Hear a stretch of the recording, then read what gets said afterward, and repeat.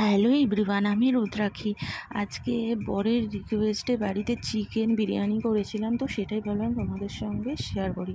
তার জন্য প্রথমে বিরিয়ানির চালটাকে 45 মিনিট জলে ভালো করে ধুয়ে তারপরে জলে ভিজিয়ে রেখেছি।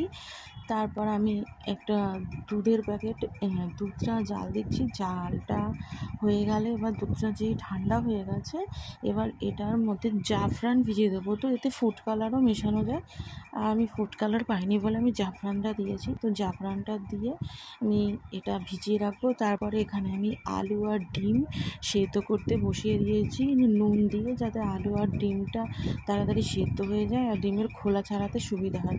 তো ওটা সিদ্ধ বসিয়ে এদিকে পেঁয়াজ, টমেটো, আদা, রসুন সব কেটে নিয়েছি, আর এখানে এটা পেস্টও করে নিয়েছি, পেঁয়াজ, টমেটো, আদা, রসুন।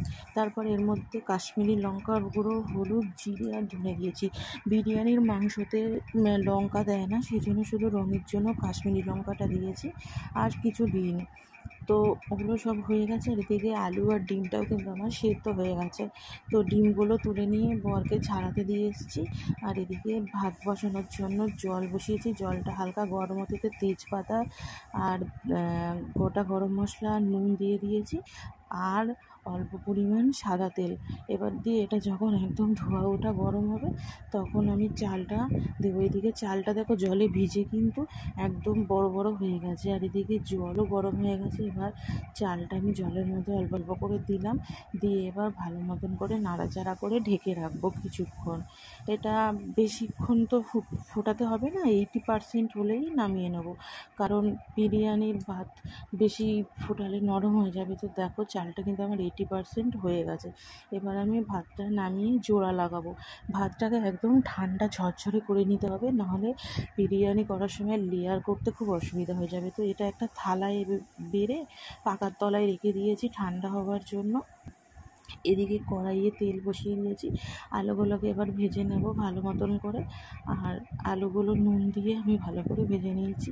ফুড কালার নেই বলে আমি দিতে পারিনি রঙটা, আর কেশর দিয়ে তো আর আলুটা তো হবে না, সেই জন্য। তো দেখো আলুগুলো কিন্তু আমি একদমই লাল লাল করে ভেজে নিয়েছি, তুলে নিয়েছি। তারপর ওই তেলের মধ্যে একটা তেজপাতা আর গোটা গরম মশলা দিয়ে এবার পেঁয়াজগুলো দিয়েছি নুন দিয়ে। পেঁয়াজের উপরেই আমি নুনটা দিয়ে দিয়েছি, দিয়ে এবার ভালো মতন করে পেঁয়াজটাকে আমি ভাজা করে নেব। একদম লাল লাল করে একটু ভাজবো, খুব একটা লাল না হলেও চলবে, মোটামুটি ভাজতে হবে, মাংসের পেঁয়াজ যেরকম ভাজতে হয় সাধারণত। তো এবার নাড়াচাড়া করতে করতে দেখো পেঁয়াজটা একটু বাদামি বাদামি রঙ হয়ে গেছে। তো এবার এটার মধ্যে আমি যে বেটে রাখা মশলাটা ছিল, পেঁয়াজ, আদা, রসুন আর টমেটো, সেই মশলাটা আমি দিয়ে দিয়েছি। দিয়ে এবার ভালো মতন করে এটা কষাতে থাকবো যতক্ষণ না মশলা থেকে তেল ছাড়বে। আর এতে যেহেতু লঙ্কার গুঁড়ো দিইনি, কাশ্মীরি লঙ্কার জন্য একটু লাল লাল লাগছে দেখতে। আর নুন, হলুদ, জিরে গুঁড়ো, ধনে গুঁড়ো সব আমার দেওয়া হয়ে গেছে। তো রঙটা অতটা আসছিল না বলে আর একটু কাশ্মীরি লঙ্কার গুঁড়ো দিয়ে দিয়েছি। দিয়ে এবার দেখো ভালো মতন করে এটাকে কষাতে হবে। মাংস রান্নার মেন প্রসেসই হচ্ছে কষানো। তো কষাতে কষাতে দেখো তেল ছেড়ে গেছে। তো এবার আর একটু ভালো করে নাড়াচাড়া করে নিচ্ছি। নাড়াচাড়া করে নিয়ে এবার এটার মধ্যে মশলা ধোয়া জলটা দিয়েছি। এবার জলটাকে ভালো করে আমি ফুটিয়ে নেব, যতক্ষণ না এই জলটা আর কি পুরো মিশে গিয়ে একদম তেলটা না বেরোচ্ছে নাড়াচাড়া করতে করতে। তো দেখো জলটা ফুটতে ফুটতে জলটাও কিন্তু টেনে গিয়ে মশলা থেকে তেল ছেড়ে গেছে। তো এবার আবার কষানোটা হয়ে গেছে। তো এবার এটার মধ্যে আমি এই সানরাইসের বিরিয়ানি মশলাটা দেবো। আর সানরাইসের এই বিরিয়ানি মশলাটা খুবই ভালো, অন্য কোম্পানির বিরিয়ানি মশলা আমি কখনো ইউজ করিনি, আমি এটাই দিয়েছি যতবার বিরিয়ানি করেছি। তো এটা আমি দিয়ে দিলাম, এটা দিয়ে ভালো করে এবার আমি মিশিয়ে নেব। আর এটা যতক্ষণ না ভালো করে মিশছে ততক্ষণ ধরে নাড়াচাড়া করতে হবে। তো এই মশলাটা দিলে না ফ্লেভারটা খুব ভালো হয় এই মাংসটা থেকে। তো এবার দেখো একদম মশলা কষানো হয়ে গেছে। তারপরে আমি চিকেনটা দিয়ে দিলাম। চিকেনটা দিয়ে এবার চিকেনের সঙ্গে ভালো করে কষাবো। আর চিকেনটা কিন্তু আমি ম্যারিনেট করে দিইনি, এটা এমনি দিয়েছি যেমন করে চিকেন রান্না করে সেভাবে। তো এবার ভালো মতন করে নাড়াচাড়া করতে হবে, শুধু এটার কাজই শুধু কষানো মাংসটা দিয়ে। এবার কিছুক্ষণ নাড়াচাড়া করে আমি ঢাকনা দিয়ে দিয়েছিলাম। তো ঢাকনাটা সরিয়ে দেখলাম যে যে হালকা জল বেরিয়েছে। তো এবার এই জলটাকে আমাকে পুরোটাই টানাতে হবে, কারণ এটা তো ঝোল হবে না, না, তাই জন্য এটা পুরো কষা কষা হবে। তো দেখো আমি এটাকে ভালো মতন করে একটু নাড়াচাড়া করে নিচ্ছি। নাড়াচাড়া হয়ে যাওয়ার পর আবার এটা কিছুক্ষণ আমি ঢেকে রেখেছিলাম। ঢেকে অনেকবার কষানোর পর তারপরে আমার মাংসটা অলমোস্ট হয়ে গেছে। তো গ্রেভিও বেরিয়েছে। তো সবটা তো আর বিরিয়ানিতে দেবো না, কিছুটা মানে রেখে দেবো পরের দিনের জন্য। তো এবার এর মধ্যে আমি গরম মশলাটা দিয়ে দিলাম। গরম মশলা দিয়ে আবার নাড়াচাড়া করে নিচ্ছি। নাড়াচাড়া করতে করতে মাংসটা হয়ে যাবে। আর দেখো কত তেল বেরিয়েছে মাংসটা থেকে। আমি তেলটা দিয়েও ছিলাম, কারণ বিরিয়ানিতে তেল ছাড়া তো ভালো লাগবে না খেতে, সেই জন্য ভালো মতন করে কষা কষা করে আমার মাংসটা এদিকে হয়ে গেছে। তো দেখো মাংসটা কিন্তু আমার একদম রেডি, একদম গরম গরম নামিয়ে নিয়েছি। এবার বিরিয়ানির লেয়ারটা তৈরি করব। তার জন্য প্রথমে এই হাঁড়িটার মধ্যে আমি একটু ঘি মাখিয়ে নিচ্ছি। এক হাত দিয়ে ফোন ধরে আর এক হাত দিয়ে না মাখাতে খুব প্রবলেম হচ্ছিল।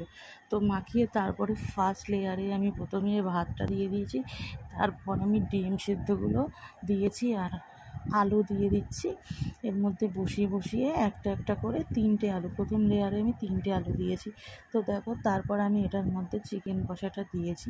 চিকেন কষাটা দেওয়ার পর আবার আমি সেকেন্ড লেয়ারের জন্য ভাত দিয়ে দিয়েছি।